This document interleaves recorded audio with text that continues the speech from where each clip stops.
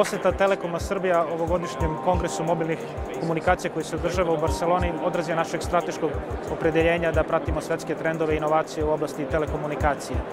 Želja da svojim korisnicima pružamo uvek nova iskustva u korišćenju mobilnih telefona i mobilnih komunikacija uopšte stavlja pred nas i obavezu da iznova ulažemo u tehnologije, u znanje i u infrastrukturu, tako da je poseta jednom ovakvom globalnom događaju od izuzetnog značaja za našu kompaniju.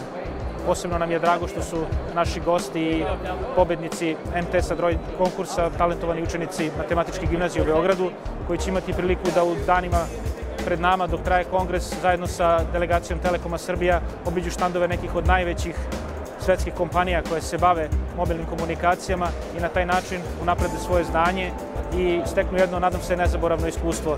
To je najbolji praktični prikaz naše čvrste rešenosti da kontinuirano ulažemo u obrazovanje, u nauku i mlad talent.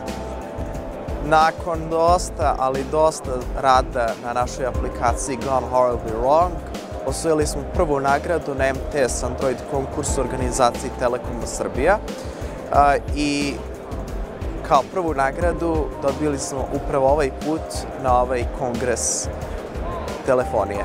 Dobili smo tu čast da prisustvujemo ovom velikom događaju, koja je meni vrlo značajna, jer baš sam želeo da prisustvujem ovome. Izneće najnoviju tehnologiju, prisustvovali smo već par štandova, nismo imali još naravno mnogo vremena, ali već vidim da je to jedan veliki događaj i da će sve biti vrlo interesantno. Ima dosta toga što me interesuje, zaista bih volao da vidim ako je moguće sve one značajnije štandove, mada to će biti malo teže. A prvi utisak mi je zaista da je ovo jedan zaista veliki događaj, da se ovde zapravo kroji budućnost tehnologije, mobilne tehnologije u narednih 10-20 godina. Vrlo bih volao da vidim novi hardver u smislu Samsungovi novi uređaj. Me interesuju takođe, Asus je izbacio nešto prilično nove interesantnih stvari, HTC, ne znam. Bukvalno ću svaki štand da pogledam sad, ne znam koliko će to mojim drugarima da se dopadne, ali...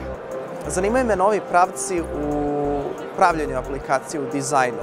Šta se od sada očekuje da jedna aplikacija treba da ima, kako treba bude prema svojim korisnicima, kako treba bude tehnički. Uostalom, neki novi sad standardi kako jedna aplikacija treba radi i kako treba da izgleda.